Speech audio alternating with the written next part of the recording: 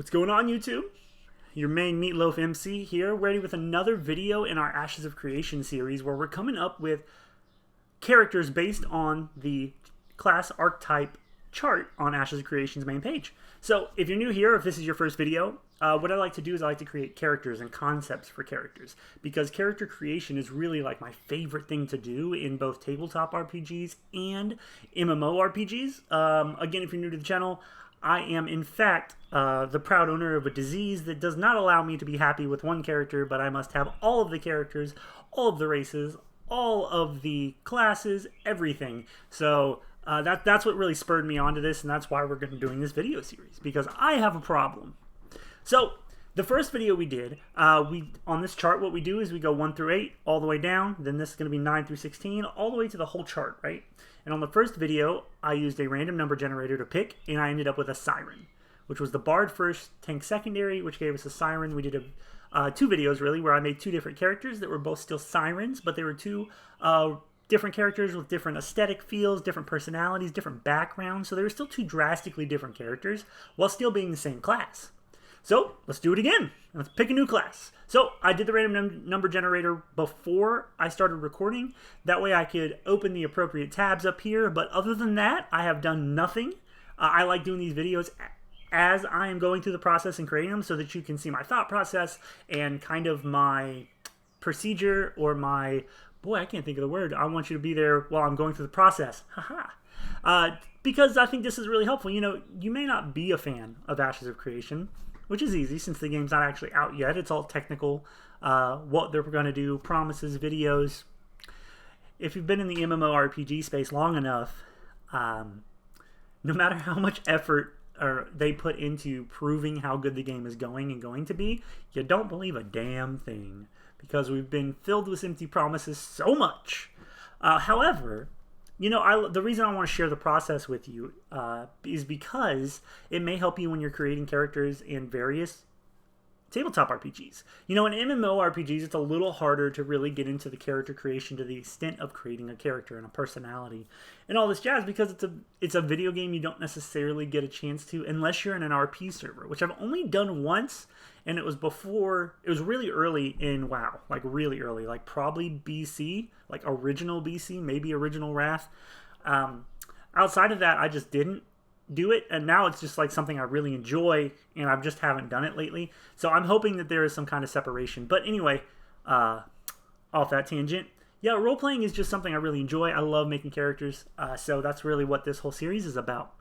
And while you may not be into Ashes of Creation, or maybe video games just aren't your thing, but you do love role-playing and you love making characters and lore, and maybe you write a book, or maybe you are a dungeon master of some various system out there, I hope you can find some nuggets of wisdom, or just have fun doing it with me, along with me, as I go through these characters. And, you know, somebody asked me, well, why are you doing the YouTube channel? Because I just started it, something fun, not really related to anything that I do besides a hobby. And I said, you know, I just think it's fun. I want to make videos for people who enjoy the same things I do. And it's just a really cool excuse for me to tell people that I'm making YouTube content. And, you know, now everybody's like, oh, that's great. I don't have to tell them that I'm having a fucking blast doing it. However, you know, say we get through all these videos and maybe Intrepid sees one or two of them and they like them, and maybe it's an inspiration for an NPC. Who knows? You know, you just put something way up in the sky and aim for it and see what happens. All right, so here we go. Random number generator. 1 to 64. Number 14. All right, so what that ended up with is, so we go 1 through 8, and then 9, 10, 11, 12, 13, 14. Boom. Cultist. Okay. Primary Rogue. It's at the intersection of Rogue and Cleric. Primary being Rogue, secondary being Cleric, and we get a Cultist. Now, something interesting that I didn't mention in the first video that I'll mention now is I need to make sure that I keep in mind that Rogue is the primary and Cleric is the secondary. Why? Because if it's the other way around, it's a different subclass, right? So if we go to Cleric right here, and then we go to it is the primary and Rogue is the secondary, we end up with a Shadow Disciple opposed to a Cultist. Flavor-wise, I'm not entirely sure how we could make that big difference. I'm sure we'll figure a way out. So it just, as we're going through it, as we're theory crafting, as we're concepting out this character, we want to make sure that we do, in fact, make sure that backstory-wise, personality-wise, even just overall arc of the character, we keep Rogue first and Cleric second. It can be difficult. However, as we flesh out the character, I think as long as we keep that in mind, it'll be easy. So he says, all right, so let's lay the basis, right? Let's lay the groundwork, the foundation for the character. So Rogue is going to be our primary. So let's just see what Ashes of Creation has to say about the Rogue. The Rogue is more disable-oriented, applying bleeds or snares or having precision damage that is situational. Being stealthy. No shit. That's kind of how I view the Rogue role. The Rogue's like, you don't see me. I'm coming in, and boom, I stab you in the back, and I do extra damage because of it. Okay, now you're bleeding. Oh, is that what happens when you get stabbed? No shit. And you're trying to snare away and walking away, and that's kind of the Rogue in my opinion. Thanks, Steve. Appreciate it. Yeah, okay. A Rogue's a Rogue. Got it. Down here, anything special? Let's see. Yep, no, those are the intersections. All classes are capable of adventurers, but rogues excel at delving into the deepest dungeons and finding the most hidden of treasures. Rogues will have utility skills that enable them to discover hidden doors, traps, and additional treasures. Oh, that shit's kind of cool. So, what I'm seeing here is that, like, you're going to want to have a rogue in every group that you make. Or almost every group you make. Because they're going to be able to... They're going to be able to find things that no other class is going to be able to find. They're going to be able to find hidden doors and traps and treasures. Now, traps I'm not so worried about. If you're tanky enough, just fucking walk through them. You'll deal with it, right? You got a cleric, you'll be fine. But you walk through and you find the hidden doors and the extra treasures, which is dope. But if you go down to this next one down here, right in here, it says, so it'll be important and relevant for parties to make sure that they have a diversity of archetypes available to them. And in particular, the rogues, because they can find those hidden doors and have access to different types of loot tables based off of that. So having a rogue who can find the additional treasures and the hidden rooms is going to increase or expand the loot table for dungeons and, I don't know, situations. I guess dungeons or quest. So that's huge. You're almost always going to want to have a rogue, which is both good and bad. I guess more good in my opinion, because that means that no matter what you pick as your rogue, whether it's double down on rogue or it's one of the intersections within the secondary class, you're pretty much always going to be able to get into a party because you're going to affect the loot table. So that's really neat.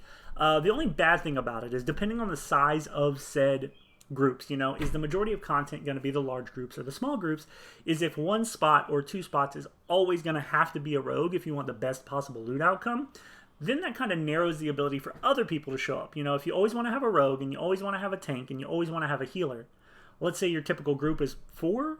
Not that it is, but let's just assume that 4 or 5, that's 3 of them, right? And that doesn't leave a lot of room for other people. Now, mind you, rogue, tank, cleric, they each have 8 variations, so there's a little bit of wiggle room in there, but if a majority of content is 4 people, then you're almost always, boom, kind of locked in already. You got 3 choices that need to be, or if you don't want to be that dramatic, you have one choice, rogue, that always has to be there.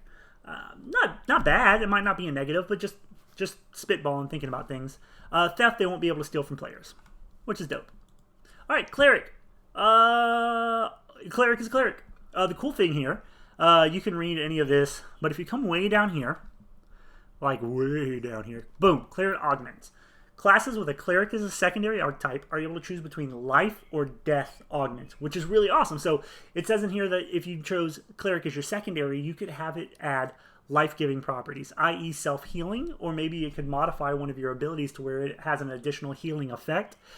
It won't be as strong as to be able to have a secondary cleric class be able to replace a mainstay healer. It says here, these will not replace the need for a cleric archetype. So they'll just have minor healing capabilities. Hopefully self-healing would be, I like the idea of self-healing being the biggest benefit. However, being able to choose a death augment as well could affect things like what we're doing right now, a rogue first, cleric second. If we're in the death augment vein, then that really kind of gives you that cultist, I want to say evil, or more death-centered, your emo cleric, I guess, I don't know. That really affects it to where, a backstab with a death augment, maybe it's a backstab that then not only poisons them, but curses them. Or maybe it poisons them and drains their strength. Or maybe it poisons them and drains their life. And that just really kind of gives way to that rogue first, cleric second idea to me. Now, if it was a life-giving cleric and you're a rogue and you're a cultist, maybe you're a divine cultist of some sort, and while you're stealthy and you debuff the heretics, or you debuff the, you know what I mean? We can flavor it however we do. We do what we do. when we make these characters. So, you know, in this situation, why don't we plan on, because we always make 2 characters, the same class, however, 2 different designs, 2 different feels, personalities, aesthetics, what the fuck ever. So let's make one the life and one the death. That way we can kind of get that feel of the yin and yang kind of deal going on. All right, so we have the rogue and then we have the cleric. That makes the cultist. So we click on cultist and get all this fucking information about what they say a cultist. We don't get any information. So we'll just make it up. My favorite kind of thing. All right, so then we pick a race, right? So the races, in case you are unaware, there are 4 main races with 2 sub-races, really. And then there is a 5th race. Now, the 5th race is a amalgamation of multiple races, and I'll explain that in 1 second, because I had no fucking clue what it was in the first video, so I did a little bit of research. I know, right? Reading. Who the fuck knew? So you got your 4 main races. You got your humans, your dwarves, your orcs, and your elves. And then they're broken down into 2, I guess you could call them a sub-race, or yeah, we'll call them sub-races. 2 sub-races. We did a Rinkai orc, which kind of gave me the feeling, you know, it looks like they might have scales, or maybe they have dragons in their bloodline, or lizards, or what have you, but it's like the most close to like a traditional orc in the fantasy setting. We did one of those, and then we did the Kalar human, which to me gave you like your stereotypical noble human race. Pardon me. Highly developed civilization, large stoneworks. I think it was medieval French inspiration on the architecture. So these large, elegant, high societies, nobles, knights, all that jazz, right? So with this one, we're definitely going to pick 2 different ones. 2 different races. You know, for now, for the early videos, I will probably try to cycle through the races just to get a little bit of each. And then from then maybe we just roll random number generate, or maybe we make the story and then backtrack to the race. I'm not entirely sure. I don't really see anything. If there is, comment. If races similar to other role-playing games have benefits, you know, or maybe similar to like WoW, where a race can only be certain classes, and if you have a dwarven cleric, it can only intersect with like 4 other or 5 other secondary classes, and the other classes are lost on them. I don't know any of that. If it's wide the hell open, which I hope it is, that would be neat.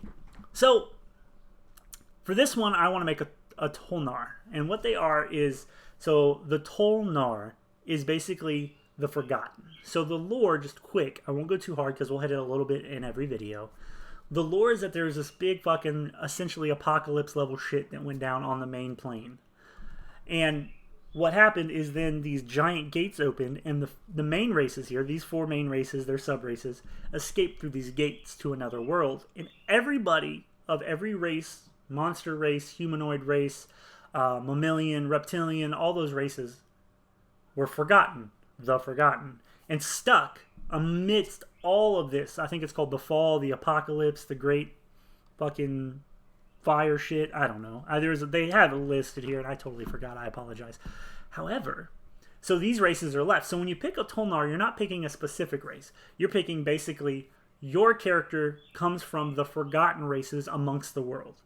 And so when you go into character creation for the Tolnar, you can pick mammalian aspects. So you're talking feline, canine, you know, bestial things that you can put to your character. You can pick reptilian stuff to put to your character for all your lizard folk, various ways. You can pick things that look like somewhere in between, like a kobold kind of esque inspired.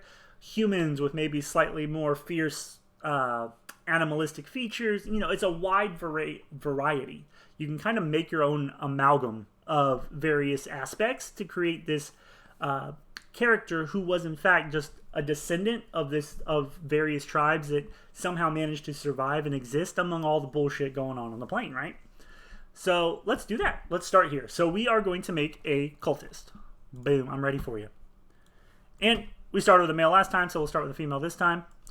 We're doing a cultist, and it is a female, and we're going to make it a Tolnar. Now, when I think cultist, but just off the top of my head, rogue first is, you know, the primary intersection. So when I think rogue, I think sneaky, obviously. So if we're going to make it, we can make it a feline, cat burglar kind of esque, right? Or we could make it reptilian, maybe snaky. I kind of like that. I kind of like the idea of snake. I really do. So I think I would like to do that. So let's say that it is a Tolnar. Already did that. We'll say snake inspired, right? And the reason I say snake inspired is because, again, without the character creator in front of me, I can't really see like what the reptile features are that you can pick. But hey, we're all theoretical anyway. So we'll say snake inspired. And so, you know, that could mean that maybe they're tall and slender. Maybe they've got a more angular face. Maybe they've got some scale action. Maybe they've got a lizard tongue. Or their eyes are more narrow with the reptilian slit in them. Maybe they got like 2 sets of eyelids. Shit, I don't know. But snake inspired nonetheless. And then we got to come up with a name. So what kind of name are we thinking? So obviously, the way I like to do names, in case you're new again, is that I like to pick a first name that's kind of an homage to what they are race-wise, right? Or just something that kind of plays to what they are. It doesn't always have to be like a perfect, like in this case, I don't know, like an Argonian name or something like that. It doesn't have to be perfect. But I like it to have some sort of homage to what the character is or the race is. And then the last name I do similar to like medieval times. I like the last name to kind of just be a play on what the character is. So this character's a cultist. So then, you know, that'll help us, you know, and it's reptilian. So, you know, shadow scale or, you know, that's kind of the idea. That's not what it'll be, but that's where we're going to be, what vein we'll be in when we get to the last name. So first name, boom, female. So I had an idea and I pulled it up on the other screen. And what we got is... boom. 30 names. That means snake for girls. Kind of nose on, right? So let's run through here. I like this one. I like these. I can't pronounce some of these, so I'm really going to piss somebody off if I try to do it. These are some really good ones. These are pretty deeply Draco, Fanny, or more Fanny. So you can look these up. I'm just looking for all that quasicodal. Nobody will know what that one's from. There's one on here that I really like. Linda. No. Havu? Does it give you a phonetic? It does not. Okay. Fantastic. I like Havu. Belinda. No, I'm good. Yeah, let's do Havu. I like it. Let's do Havu. Linda. No. Hell no. Okay. So we'll do Havu, and then we got to come up with the last name. So let's see if there's anything in here. No, we know that, so we're going to be reptilian. There's really nothing else. The Forgotten. I like the Forgotten. Oh, that's a whole ass chapter of a book. Well, we're not going to get into that right now. All right, Cultist is going to be Rogue, Cleric. I'm just trying to get inspiration from anything here. So we're going to do Shadow, right? Or the Death arc, the Death domain, if you will. So let's go to Rogue, see if there's anything we can pull here. Is there a list of skills? No, there is not. Okay, so let's just work on it. So it's going to be a Cultist, so they're going to be, and it's going to be a Rogue, so in the shadows. So sneaky shadow, you know, we got shadow scale, which seems a little too on the nose in my opinion, and I think maybe that needs to be saved for something that's not cleric-y, you know, because it has to do with death or drain or what else? Corpse. Ooh. No, that would be more summoner, because if you do the death domain, if you do a summoner primary and a cleric secondary, you can summon like skeletons and zombies and shit. You basically become a necromancer. So I would prefer to see like corpse for that somehow. What about we use cold? You know, that kind of plays to cold-blooded reptiles as well as being cold-blooded thief as well as death. Yeah, so let's use cold somehow. Cold-blooded. Cold blood, cold dance, two on the nose. Cold scale? Maybe? Cold burst, cold devotion. That's not really a good name. I like cold. I do like cold a lot. And there's a lot of really neat things that we can do with it. However, you know, we got to try to stay flavorful to everything that we can. That's the way that I really get into these characters, is if the name is your bedrock. You know, if you have a really cool name that you can get behind, then it really can help you drive your creative process. So let's just start with cold. So I've got Havu cold, or, you know, let's use something cold. Instead of cold, maybe cold's too plain and fucking vanilla. So what if we say chill?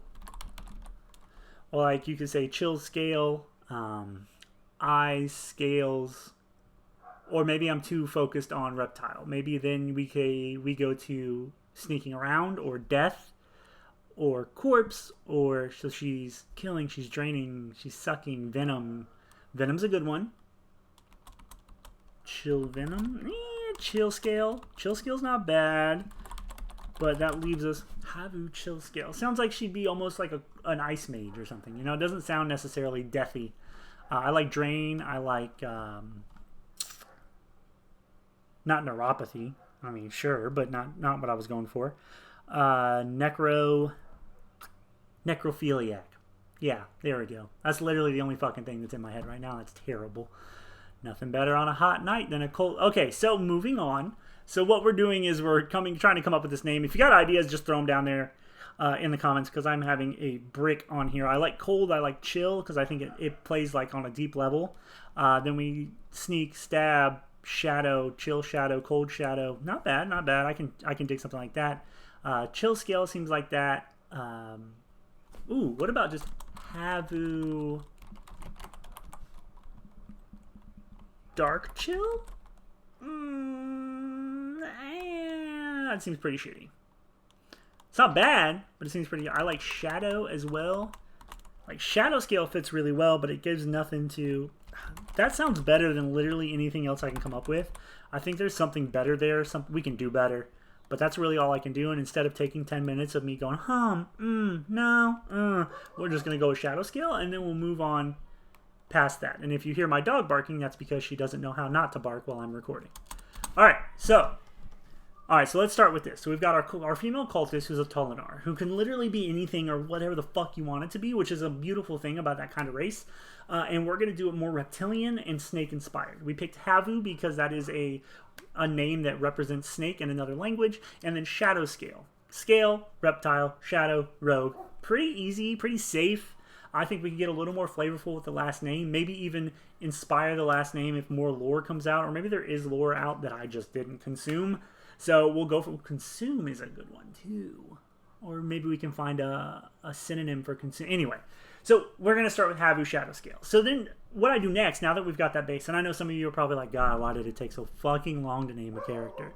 Because it means quite a bit to, like I said, the foundation of when we go forward with the rest of it. So if we make our female cultist snake inspired, Havu shadow scale, I can kind of see what's going on in my head. I can see various forms of what they could look like, what she could look like.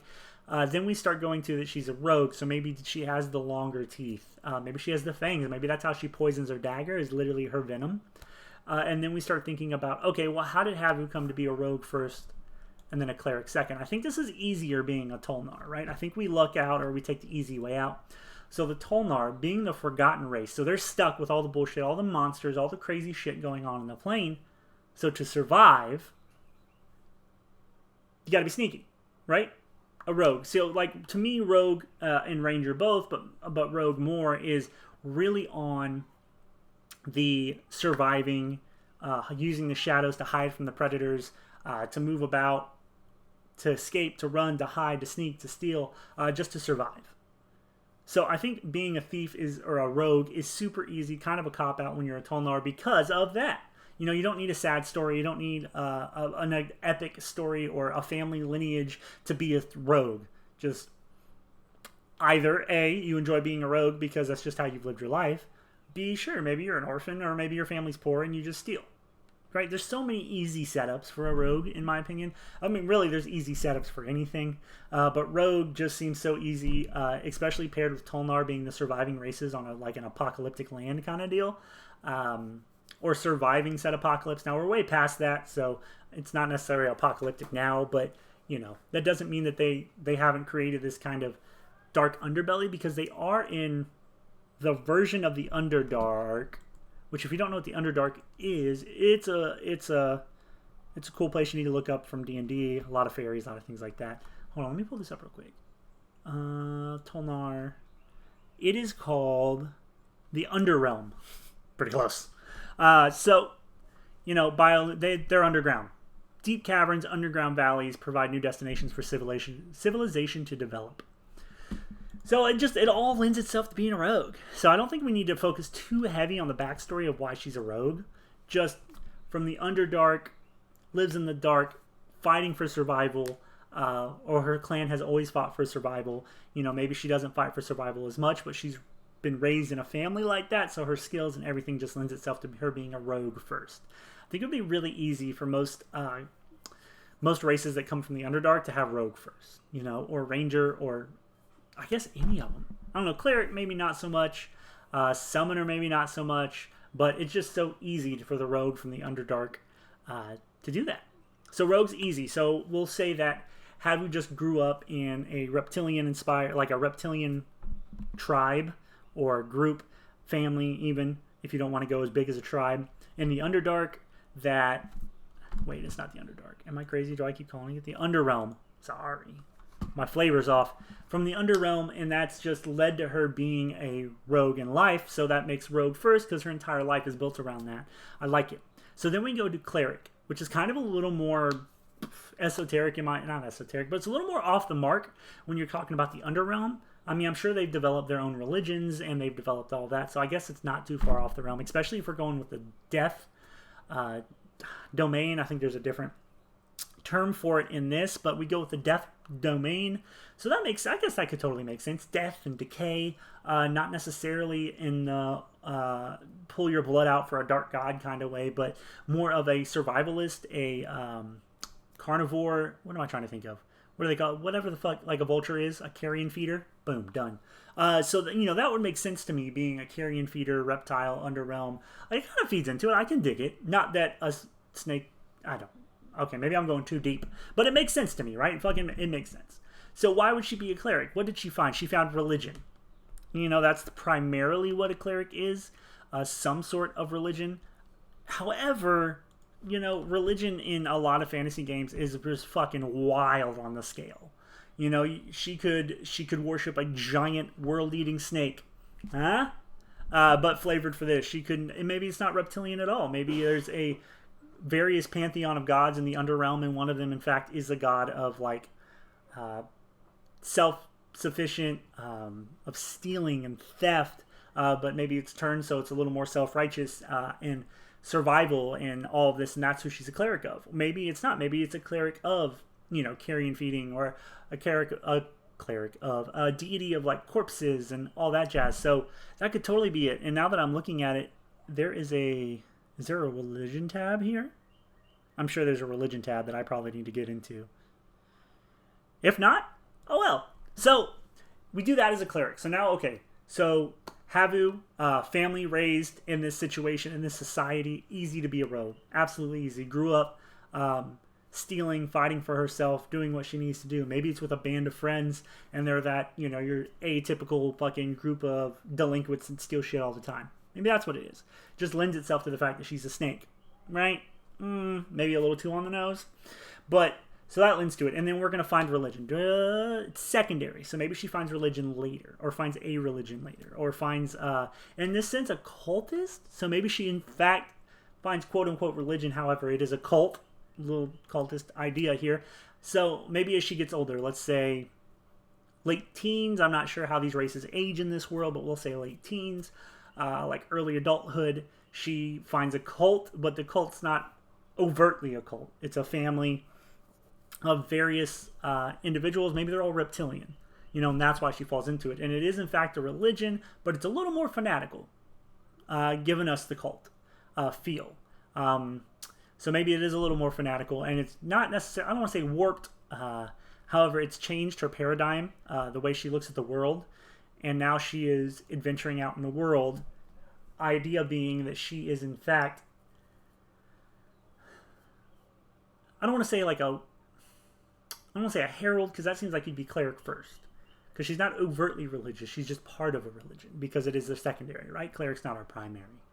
So let's say she is just a member, or she is a warrior, or a child of inter-god here. I like that, a child of. So what would she be? She would be the... Ooh, what if she was the shadow of... Insert god here. Yes. Oh, yes. The clerics of... Insert god here. But the shadow... A shadow of. Because there's probably multiple shadows of said god in the cult. I like that. So whatever the god we would maybe it's already out, or maybe it hasn't been released yet, or maybe it'll never come out. Maybe I'm asking too much for an MMO to put as much work into their lore as a tabletop RPG, right? But so there's a shadow of insert here, the god, and that would be Havu, who we said was raised just in the same society, in an underrealm society where thieving is every day, similar to many. It's not saying that it's poverty stricken or anything like that, but I get this feel that less poverty stricken and more just like not as developed as possible above ground. So more like if you've seen Arcane, the League of Legends deal, there is the it's built over in Zon. Zon is the hidden underground city, something like that. Something away from the eyes of people, something that has developed into a specific way because they are underground, like a shady Vegas kind of feel, That's probably not at all what it is, but that's kind of what I'm thinking. So that would make sense that she was a rogue from that society. And then we say that she found maybe a reptilian group to run with. She becomes a rogue, a thug of some sort with that group. And then that kind of leads her to being more and more of that group and deciding that she wants to be a part of said group, said cult, even. And then she would fight. From there we know she would fight like a rogue. So she would move around in the shadows. Easy for a reptilian, a snake, thief. And then we said she went the death path, the death domain, or again, whatever it is, their version of that fucking is thing. Words. Whatever their version of that is. So then when she would attack, she would have those death domain empowered. So she would suck things out, or she would poison and curse at the same time, which seems really cool for a... Ooh, what about Curse Fang? What about Havu Curse Fang? Shadow Fang? I like that better. I like Curse Fang. Havu... Shadow Scale fits so well, but I like Curse or Death Fang. Whoa, that seems dramatic. Curse Fang or maybe Death Fang. Death Fang just, I don't know. I like Curse Fang better because it makes me feel like the Death Domain, like she's putting a curse on it. Like I envision two daggers, one wielding poison, one being cursed from the cleric, or perhaps just a regular dagger for the backstab, but her fangs are maybe long and one's cursed and one's poisoned. It kind of gives me this like divine, not divine cultist feel. So I kind of like that a lot. Okay, so thief, dark aesthetic, right? Cultist, from the underrealm, probably dark aesthetic. So we're going to have this super dark aesthetic. Pardon me. Maybe she herself could have dark fangs, or they could be like silver.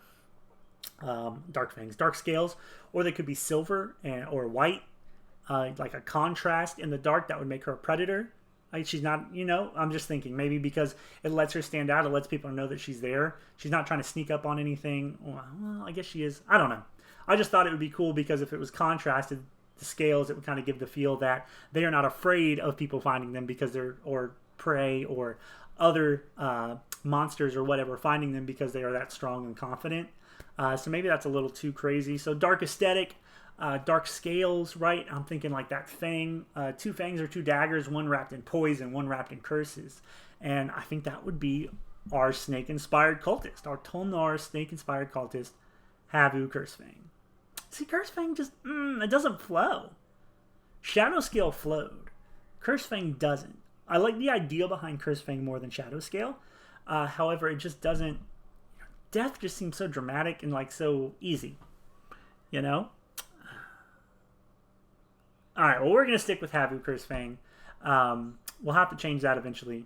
I'll have to revisit it. Maybe I'll come up with it when we make our next character, but yeah, Havu Curse Fang, like, I like it. I like the idea, like I said. I like the thought process behind it, but it just doesn't flow as much as I would like it to, which I know probably seems fucking stupid. But that's why you're at this channel, because it's fucking stupid, and we worry about role-playing and games and how the character builds and what their personality would be and how they feel and how they would act, Well, let's save it as that so that we can always find it later. And then, so that's why you're here, and that's what we're doing. So this is part one of the cultist videos, where we made a female cultist with a more of a dark inspired aesthetic, more of that death domain. And we picked a Tolnar snake inspired Havu Curse Fang, the shadow of insert god here. If I find out if the gods come out or I find it, we'll revisit this real quick and we'll put the god in there that makes the most sense. So guys, thanks for sticking around for video one of the Cultist video, and I hope that you like the video. Subscribe if you like the channel, if you like role playing, if you like kind of concepting out characters, and then check out video 2 in this series. So when we make a cultist that's more focused on like the divine and the life-giving aspect of it. And thanks for sticking around, guys. Have a good day.